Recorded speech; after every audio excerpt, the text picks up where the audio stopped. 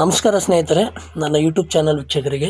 ನಾನಿವತ್ತು KSRTCಯಲ್ಲಿ ಏನು ನಡೀತಾ ಇದೆ ಚಾಲನಾ ವೃತ್ತಿ ಪರೀಕ್ಷೆ, ಅದಕ್ಕೆ ಸಂಬಂಧಪಟ್ಟ ಹಾಗೆ ಕೆಲವೊಂದಿಷ್ಟು ಮಾಹಿತಿ ನಿಮ್ಮ ಜೊತೆಗೆ ಚರ್ಚೆ ಮಾಡೋಗೋಸ್ಕರ ಈ ಒಂದು ವಿಡಿಯೋನ ಮಾಡ್ತಾಯಿದ್ದೀನಿ. ಏನಪ್ಪ ಚರ್ಚೆ ಅಂತಂದ್ರೆ ನೋಡ್ಬೋದು ನೀವು ಇಲ್ಲಿ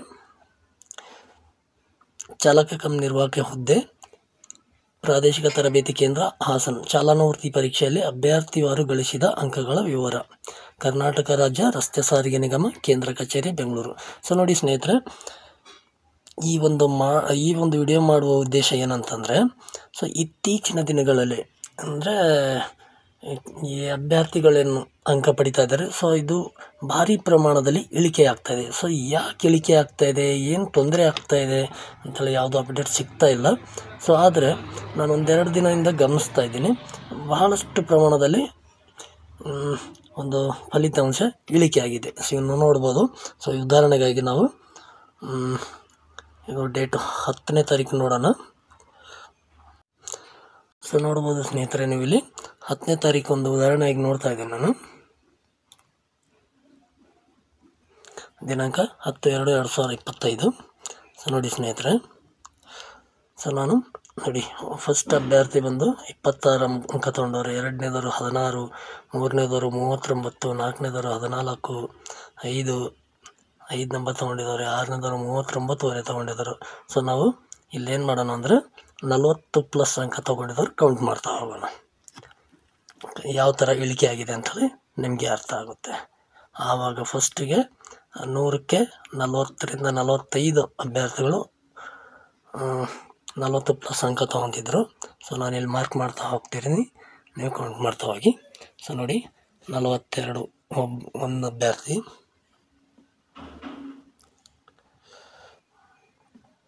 42 ಒಂದಾಯಿತು.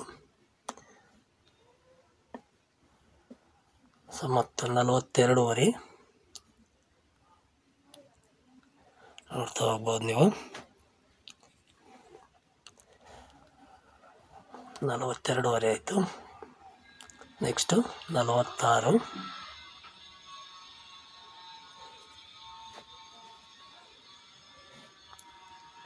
ನೆಕ್ಸ್ಟು 43,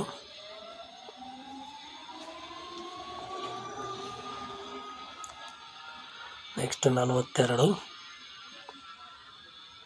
ನೆಕ್ಸ್ಟ್ 43ವರೆ, ನೆಕ್ಸ್ಟ್ 43,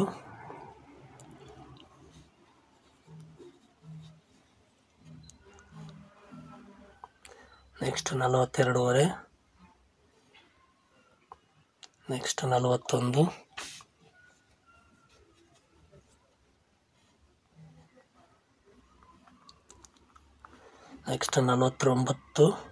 ನೆಕ್ಸ್ಟ್ 44,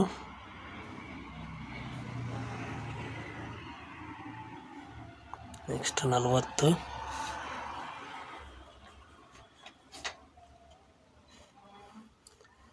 ನೆಕ್ಸ್ಟ್ 41ವರೆ,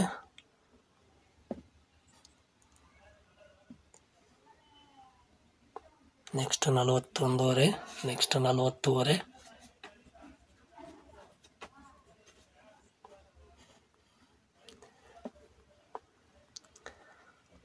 ನೆಕ್ಸ್ಟ್ 44ವರೆ,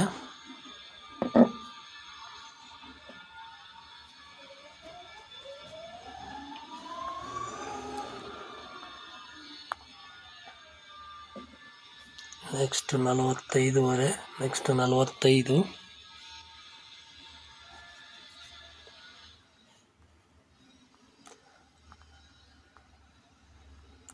ನೆಕ್ಸ್ಟ್ 46,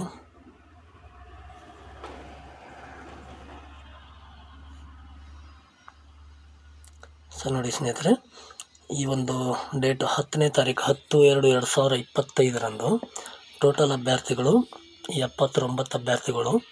ಅದರಲ್ಲಿ ಕೇವಲ 19 ಅಭ್ಯರ್ಥಿಗಳು ಮಾತ್ರ 40+ ಅಂಕ ಪಡೆದಿದ್ದಾರೆ. ಕೇವಲ 19 ಅಭ್ಯರ್ಥಿಗಳು ಮಾತ್ರ. ಉಳಿದ ಮಿಕ್ಕಿದ್ದ ಅಭ್ಯರ್ಥಿಗಳೆಲ್ಲ ಕಡಿಮೆ ಅಂಕ ತಗೊಂಡಿದ್ದಾರೆ. ನೋಡ್ಬೋದು, ಇಷ್ಟೊಂದು ಭಾರಿ ಪ್ರಮಾಣದಲ್ಲಿ ಫಲಿತಾಂಶದಲ್ಲಿ ಇಳಿಕೆ ಕಾಣ್ತಾ ಇದೆ. ಯಾಕೆ, ಏನಾಗ್ತಾ ಇದೆ, ಯಾವುದು ಇಲ್ಲಿ ಅರ್ಥ ಆಗ್ತಾ ಇಲ್ಲ ನಮಗೆ. ಅಭ್ಯರ್ಥಿಗಳು ಕೂಡ ಯಾವುದೇ ಮಾಹಿತಿ ಕೊಡ್ತಾ ಇಲ್ಲ, ಏನು ತೊಂದರೆ ಆಗ್ತಾ ಇದೆ ಅಂಥೇಳಿ.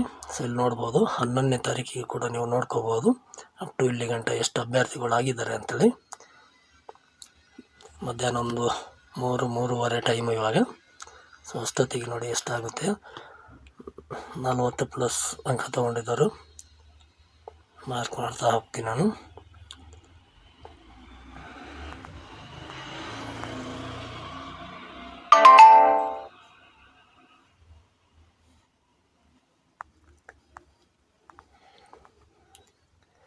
ನೋಡ್ತಾ ಹೋಗಿ, ಯಾಕಂದರೆ ಅದಕ್ಕೋಸ್ಕರ ನೀವು ತಕ್ಷಣಕ್ಕೆ ಏನಂತಂದರೆ ನಿಮ್ಮ ಹತ್ತಿರದ ಒಂದು ತರಬೇತಿ ಸೆಂಟ್ರಿಗೆ ಹೋಗಿ ತರಬೇತಿಗಳು ಪಡ್ಕೊಳ್ಳಿ ಅಂತಲೇ ಅದಕ್ಕಾಗಿ ನಾವು ಆವಾಗಿಂದ ಹೇಳ್ತಾನೆ ಇದ್ವಿ. ಸೊ ತರಬೇತಿ ತಗೊಂಡಿಲ್ಲ ಅಂದರೆ ಈ ಒಂದು ವೃತ್ತಿ ಪರೀಕ್ಷೆಯಲ್ಲಿ ಅಂಕ ಪಡೆಯೋದು ಕಷ್ಟ ಆಗುತ್ತೆ.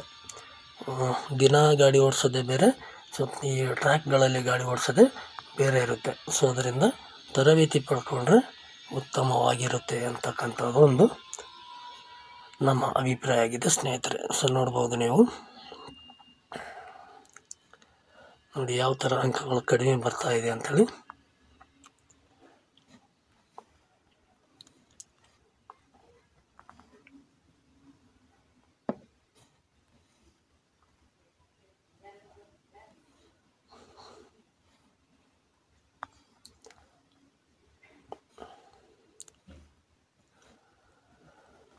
ನೋಡಿ ಸ್ನೇಹಿತರೆ, 48, 41, 48.5, 43, 40,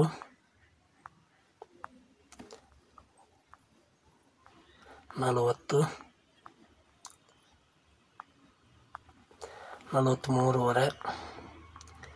16. ನೋಡಿ ಸ್ನೇಹಿತರೆ, ಟೈಮು 3:30 ಟೈಮ್ ಇವಾಗ. ಸೊ ಈ 3:30 91 ಅಭ್ಯರ್ಥಿಗಳಾಗಿದ್ದಾರೆ. ಸೊ ಅದರಲ್ಲಿ 91 ಅಭ್ಯರ್ಥಿಗಳಲ್ಲಿ ಎಷ್ಟು ಜನ 40+ ತೊಗೊಂಡಿದ್ದಾರೆ ಅಂತೇಳಿ ನೋಡೋಣ, ಕೌಂಟ್ ಮಾಡೋಣ. 1, 2,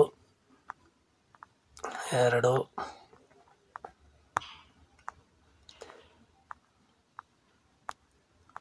4, 5, 6, 7, 8, 9, 10, 11, 12, 13, 14, 15, 16, 17, 18, 19.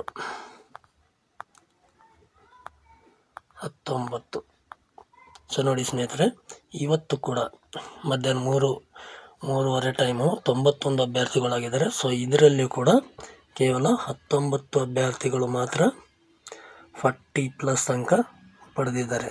ಸೊ ಅದರಿಂದ ಎಷ್ಟು ಕಡಿಮೆ ರಿಸಲ್ಟ್ ಬರ್ತಾ ಇದೆ ಅಂಥೇಳಿ ನಿಮ್ಗೆ ಇದರಿಂದ ಗೊತ್ತಾಗುತ್ತೆ. ಸೊ ಅದರಿಂದ ದಯವಿಟ್ಟು ಇನ್ನೂ ಯಾರ್ಯಾರು ಚಾಲನಾ ವೃತ್ತಿ ಪರೀಕ್ಷೆಗೆ ಹೋಗಬೇಕಾಗಿದೆಯೋ ಸೊ ಅವರೆಲ್ಲ ದಯವಿಟ್ಟು ನಿಮ್ಮ ಹತ್ತಿರದ ಚಾಲನಾ ವೃತ್ತಿ ಪರೀಕ್ಷೆಗೆ ಹೋಗಿ ತರಬೇತಿಗಳನ್ನ ಪಡ್ಕೊಳ್ಳಿ, ಒಳ್ಳೆಯ ಸ್ಕೋರ್ನ ಮಾಡಿ ಜಾಬನ್ನು ಪಡ್ಕೊಳ್ಳಿ ಅಂತ ಹೇಳುತ್ತಾ, ಸೊ ನಿಮ್ಮ ಅನಿಸಿಕೆ ಅಭಿಪ್ರಾಯಗಳೇನಾದರೂ ಇದ್ದರೆ ಕಮೆಂಟಲ್ಲಿ ಕೇಳಿ. ಯಾರಾದರೂ ನಿನ್ನೆ ಮೊನ್ನೆ ಯಾರಾದರೂ ಹಾಸನ ತರಬೇತಿ ಕೇಂದ್ರದಲ್ಲಿ ಯಾರನ್ನ ಟೆಸ್ಟಿಗೆ ಹೋಗಿದರೆ ಯಾಕೆ ಅಂಕಗಳು ಕಡಿಮೆ ಬರ್ತಾ ಇದೆ, ಏನು ತೊಂದರೆ ಆಗ್ತಾ ಇದೆ ಅಂಥೇಳಿ ಕಮೆಂಟ್ ಮಾಡಿ ತಿಳಿಸಿ ಅಂತ ಹೇಳುತ್ತಾ, ಚಾನಲ್ಗೆ ಹೊಸಬರಿದ್ದರೆ ದಯವಿಟ್ಟು ಸಬ್ಸ್ಕ್ರೈಬ್ ಮಾಡ್ಕೊಳ್ಳಿ ಅಂತ ಹೇಳುತ್ತಾ ಮತ್ತೆ ಸಿಗೋಣ ಮುಂದಿನ ವಿಡಿಯೋದಲ್ಲಿ. ಧನ್ಯವಾದಗಳು.